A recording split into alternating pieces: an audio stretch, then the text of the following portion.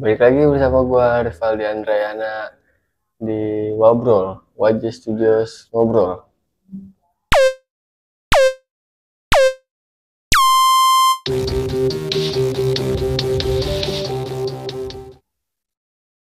Kali ini kita bersama CEO WJ Studios lagi.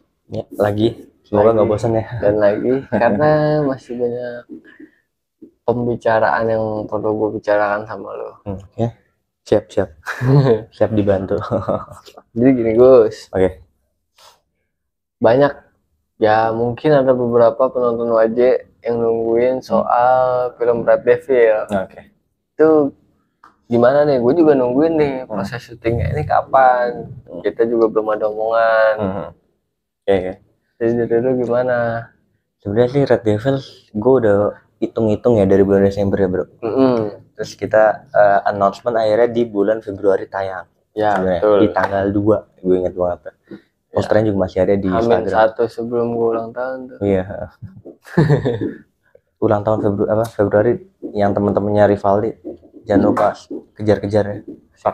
Kasih kado dulu lah. Ya jadi itu sebenarnya tuh tayang Februari ya sebenarnya. Iya. Cuma karena banyak banget nih sebenarnya sih untuk naskah, desain produksi itu semuanya udah oke. Ya. Udah tinggal eksekusi. Terus cuma SDM bro. Betul. Sumber daya manusia kita kurang banget. Terus juga ya sorry to say waktu kita banyak yang lagi susah buat gabung bareng. Jadi ya karena jadwal masing-masing sih. Lebih tepatnya. Betul. Terus antisipasinya itu gimana Gus? Itu bakalan film Red Devil ini bakalan tayang atau enggak? Kalau dibilang tayang bakal tayang sih, tetap bakal tayang. Tapi belum ada target. Tapi gue sekarang udah akan nyambatinya coming soon aja. Coming soon. Segera datang, segera hadir apapun itu. Tapi ada tanggal pastinya nggak nih? Kalau pribadi gue sih gue pengen sebelum Lebaran. Sebelum Lebaran. Lebaran itu kapan sih? Kurang lebih April akhir lah ya. Karena kan Maret. Mei puasa. Awal kan tahun lalu. Ya, betul. Maret puasa. Berarti sebelum April ya.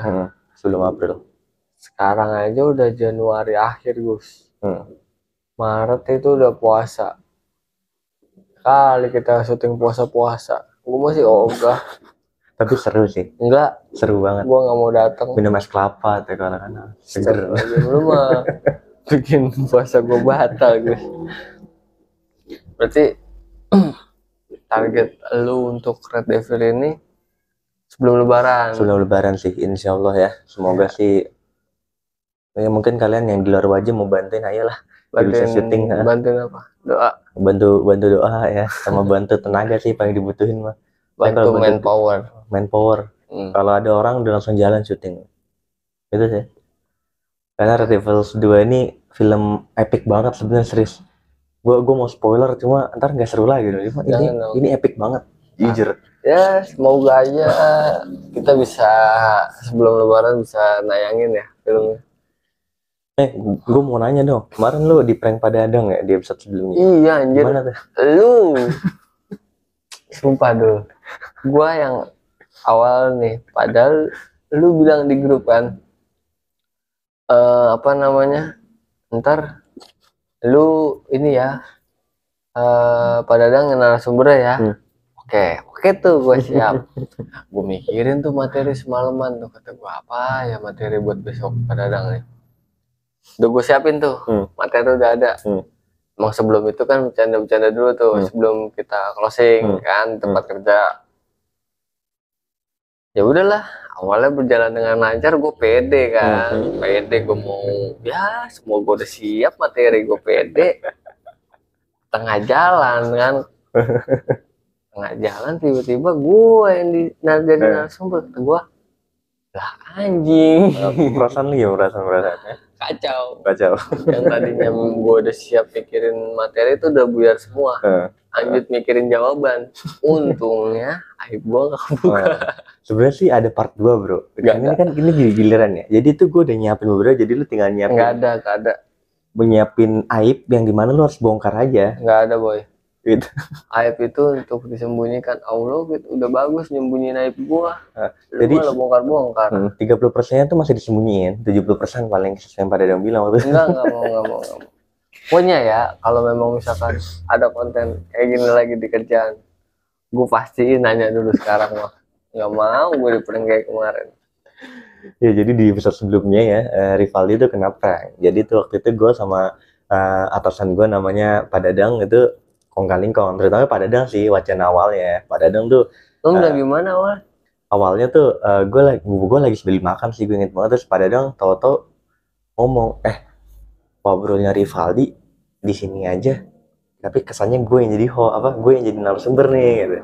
Tapi pas bertahan kita langsung prank dia, buat dia yang jadi bintang tamu tuh. Itu posisinya gue lagi di mana?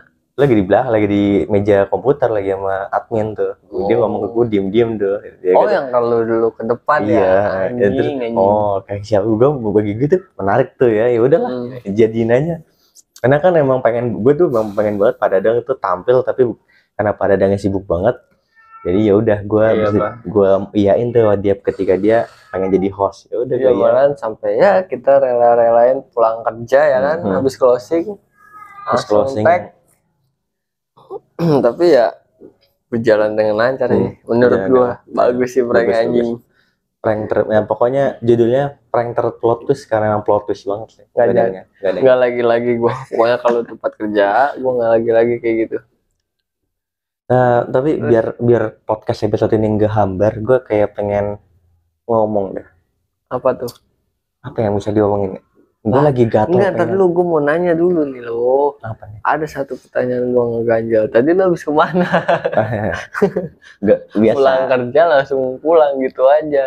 Ini ada apa mood booster? Gue nyari mood booster dulu bro. Siapa sih? Gue nggak mau nyebut nama. Yang lain gitu. Ada lah. Yang lain. Iya ada lah yang lain. Iya, cabang lu kan banyak ya. Enggak lah. Cabang gue satu doang. Satu aja. Jadi kapan rencananya mau nikah? Aduh ya sebenarnya itu gue selalu berdoa kepada Allah sih secepatnya.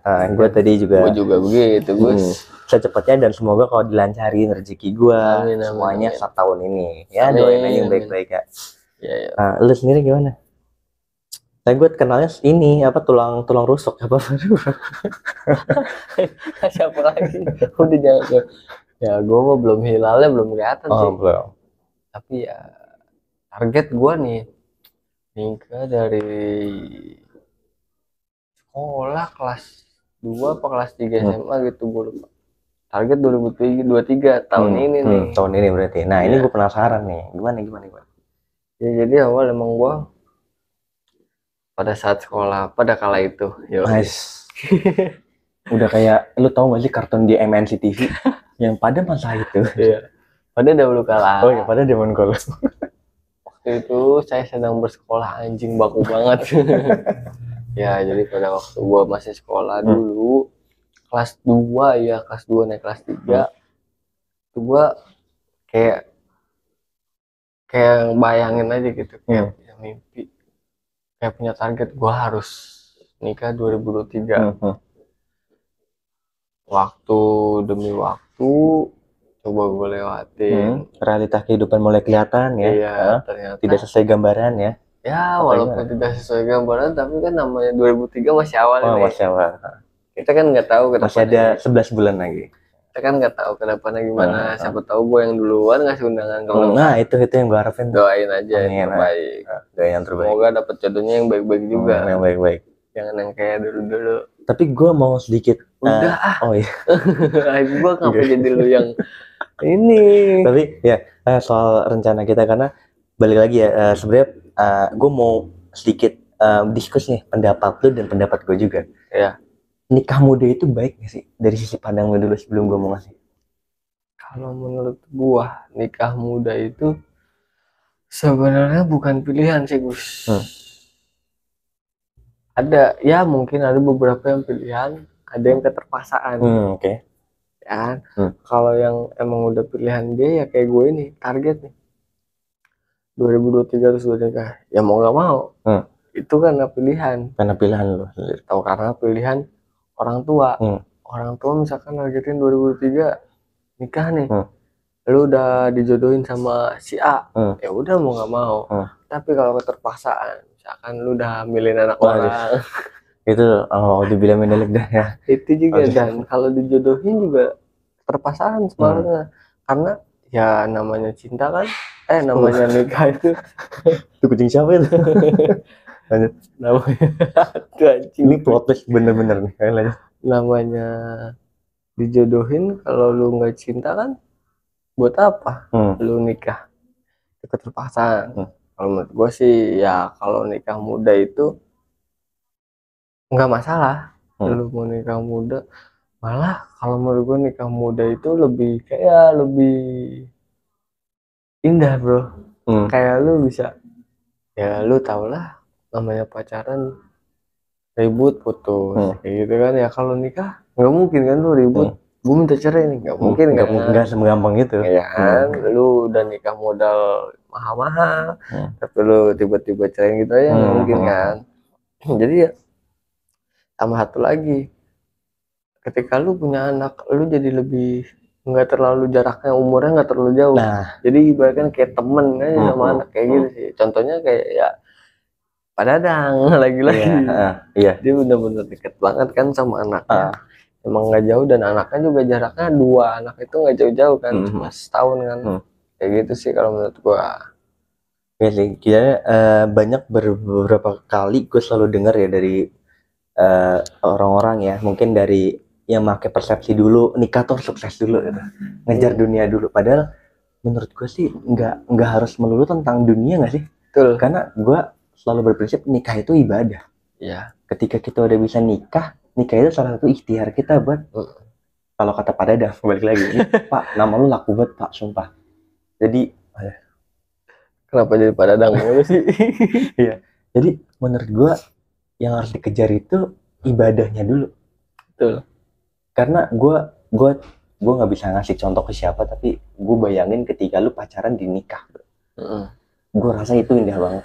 Iya nggak sih? Iya. Nggak ada batasan lu mau kemana, lu mau ibarat kata lu mau jalan kemana, mau buang nginep kemana aja, mau healing kemana aja, itu udah ibadah gitu. Iya. Dan bukan jadi dosa, tapi jadi ibadah, pahala. Dan itu sih yang gue mikir, dulu gue adalah golongan orang harus sukses dulu. Iya. Gue, karena gue terdetek. Kenapa lu mikir kayak gitu guys? Bawaan dari keluarga gue. Ya, jadi keluarga gue selalu menanamkan itu, lu harus sukses dulu, lu harus punya ini, lu harus punya itu, lu harus punya ini. Dan setelah gue keluar dari zona keluarga gue yang selalu menyarankan kayak gitu, gue sadar bahwa gue ngejar dunia, malah gue ditinggalin 2 kali. Kenapa lu sampai keluar dari zona itu? Alasan lu berpikir itu kenapa? Pertama, gue ngerasain banget efek dari gue deketin Tuhan sih. Contohnya? Gue mulai sholat lagi. Enggak, efek contohnya. Efeknya, gue jadi sadar bahwa dunia itu tuh nggak sekedar dunia. Gue sadar bahwa kita hidup tuh nggak mungkin tahu kita sampai 60 tahun. Karena kan kalau banyak ustadz bilang umur manusia itu nggak lebih dari 60 tahun ya. Karena ngikutin dari Nabi ya. Umurnya Nabi. Menurut gue bisa mati kapan aja. Betul. Jangan sampai gue itu nggak sampai ngelakuin ibadah, kesempurnaan ibadah. Nikah itu kesempurnaan ibadah menurut gue. Jadi gue pengen banget gitu. Dan gue yakin kalau udah nikah, gue tahu nikah itu nggak seindah FYP. Gue lagi. Dan jangan salah paham ya, banyak yang bilang, dan teman-teman gue bilang nikah itu adalah akhir dari perjalanan. Banyak yang bilang, lu pernah dengar itu? Banyak yang bilang, betul. Padahal nikah itu awal dimana hidup lu tuh dimulai. Betul. Lu banyak cobaan, lu nanggung masalah berdua. Nanti kalau udah punya anak, amit-amit jangan baik, kalau ada trouble ya lu nanggung masalah anak lu gitu. Iya. Jadi nikah itu tuh start. Dan lu sekarang belum nikah, itu belum apa-apa. Masalah hidup lu belum terlalu berat.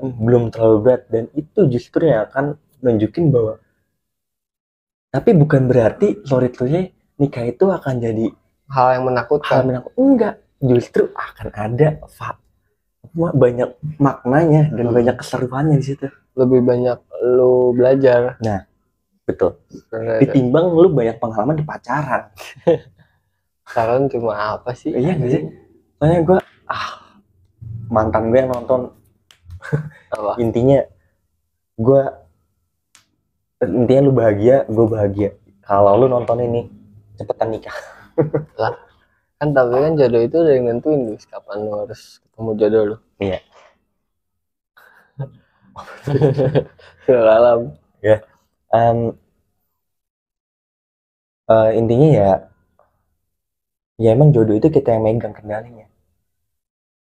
Enggak. Takdirnya Allah yang megang. Iya. Tapi yang jadiin takdir itu nyata ya kita. Iya. Kita ditemuin sama si A. Allah udah nakdirin ketemu tuh berarti kan. Nggak mungkin kita ketemu tanpa takdir Allah dong. Betul. Biar jadiin takdir Allah itu nyata dari kitanya. Kalau lu mau niat selingkuh ya selingkuh aja.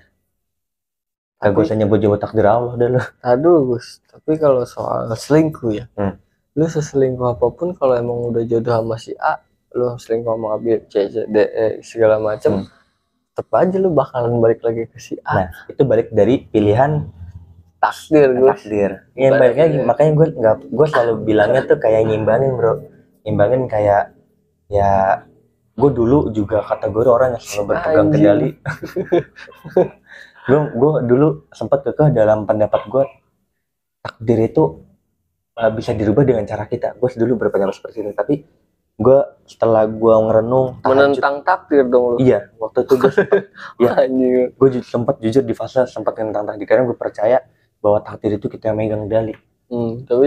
Tapi nyatanya ketika gue sadar gue ditinggal lagi dalam kondisi yang anjir banget gitu kan. Kalau lu ditinggal nikah lu masih beruntung. Terus lu ditinggal lebih parah dari nikah. Apa? Gue mau nyebutin, takut orang yang nonton. Apa tuh? Tapi ini ya nyebut pembelajaran lah. Ya udah, intinya pernah nggak sih lu ngegipin seseorang yang bukan mahramnya? Lagi ngapain? Yang I don't know, satu ruangan. Oh ya.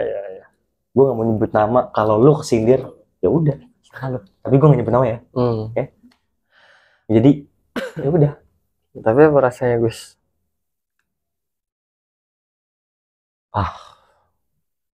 Gue hancur sih.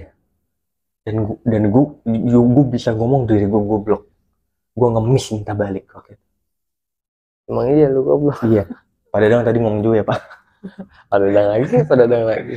Nah, waktu itu karena gue udah sayang banget bro. Gila. Lu saksi ya waktu itu kan? Iya. Ya anjir. Dan lu nyangka gak sih? Enggak ada gitu. Jadi yalah ininya. Ya mohon maaf ya, balik lagi. Kita nggak bisa nilai orang dari luar aja. Itu sih yang gue pelajarin bahwa tapi itu mungkin jadi pelajaran hidup dan terima kasih lu udah pernah ada di hidup gue sih. Gue nggak bisa ngejelekin lu ya, tapi itu mungkin bagian dari kesalahan lu dan semoga itu memperbaiki. Ya namanya manusia kadang ada hilapnya. Memperbaiki diri lu ya untuk kedepannya. Gue doain sih semoga pilihan lu yang itu terakhir dan lu bahagia sama dia. Itu sih gue selalu doain. Tapi lu sekarang nyesel nggak Gus? Enggak sih alhamdulillah. Gue justru banyak bersyukur. Sumpah apal gue. Udah berapa menit tuh? Nggak apa-apa sebutin aja. Ya udah lanjut. Podcast ini setengah jam, lanjut. Banyakan. Ya udah. Apa ya? Gue sadar bahwa semenjak itu gue percaya takdir Allah itu ada. Baru lu sadar selama hidup 23 tahun. Aduh Gus. Dan dulu kemana aja, makanya kalau ngaji jangan cuma baca alif batahnya doang anjing. Sejak itu gue baru sadar bahwa takdir ada ketika, dan gue kerasa bertakdir ketika gue ditemuin sama yang sekarang. Ya Allah, gue sampai pikir gini, gue sebaik apa sih? Gue kadang sampai mikir, gue malu tau sama diri gue, dan gue kadang masih insecure, gue apa sih? Tapi ya Allah thanks banget gitu. Gue sekarang sampai doa gue tuh nggak putus-putus kayak, ya Allah please, gue sama yang ini nggak mau lagi ada. Gue nggak mau lagi cuma mau main-main jalan sana sini, enggak. Gue cuma pengen sama yang dia. Ya, gue pengen secepatnya. Siapa sih Gus? Pil lah. Gue udah persepakat sama dia. Gue nggak mau nyebut nama, tapi nanti kalian tahu sendiri di undangan gue. Spill lah fotonya, Dul, ntar editin, tampilin di fotonya. Oke. Foto ceweknya dia Dul. Udah kayaknya udah lama nih kita, ya takut pada bosan. Baru jam berapa? Kan kita pulang kerja nih. Iya. Si Adul pulang kondangan. Kondanganmu nggak pernah ngondangin. Kasian banget ya. Sebenernya podcast ini bisa panjang, cuma gue kasihan sama Adul bro. Iya. Ngeditnya sengsara dia ntar. Tinggal ngedit doang. Padahal Sabtu Minggu dia libur. Iya. Dia tuh sibuk bro. Si paling sibuk Lu tuh ngapain? PNS dia. Oh apa? Apa? Pegawai negeri Sungai. Tapi gue selalu sama Adul sih. Kalau gue boleh spill, gue pengen appreciate Adul. Apa tuh? Dia pernah cerita kan di salah satu podcast dia dingin sama cewek. Betul. Dia pertahanin dong sampai sekarang. Gue bukannya sampai ceweknya tuh keluar dari studio kita bro. Ah itu dia tuh. Sampai dia kagak mau balik ke Bekasi bro. Tapi gue bingung lah Madrid itu. Sebenarnya emak bapaknya itu ngidam apa waktu ngambilin dia. Kayaknya ngidam. Adulnya kayaknya udah enak mukanya nih. Oh, iya. Udah. Nanti gue pancing pas episode ini lu pancing. Salah habis ini. Gue sebenarnya masih banyak yang mau ditanyakan waktu yang lalu-lalu tuh, yang pertama kali kan. Tuh cuma berapa menit doang tuh, gue sebenarnya masih kurang. Tapi sebenarnya kenapa kalau lu nanya, kok lu tahu sih? Atau mungkin Adul bingung ya, sampai ada ekspresi berubah. Karena gue tuh sukanya memantau. Gue mantau snapnya si A, snapnya si B. Siapa sih? Gue nggak mau. Gue aja nggak tahu. Tapi snap A-nya si B anak ini wajib. kayak nggak gue mau dibetin ya. Mantan anak wajib. Gitu. Snap A sama snap A sama snap B-nya tuh nyambung. Galauannya, kegelisahannya. Yang satu si batu, pala batu, yang satunya pala batu juga. Jadi sama-sama kagak mau ngalah. Kenapa dia? Kenapa emang ngerebutin Adul? Udah lah intinya. Gue ngeliat, gue gak pernah dapet cerita dari siapa-siapa, tapi gue udah mencium endus-endusan itu. Jadi lu bongkar aibnya Adul deh di episode podcast. Ya bagilah ntar materinya. Nah ini selesai podcast ini pasti Adul bakal kepo nih. Iya. Siap-siap aja, gue langsung balik ya. Ini langsung di-cut nih lah. Langsung balik deh. Jangan gitu. Ntar kagak diedit lo videonya. Oh iya, nggak diedit pasti. Aman dulu. Iya. Aman. Aman deh. Iya.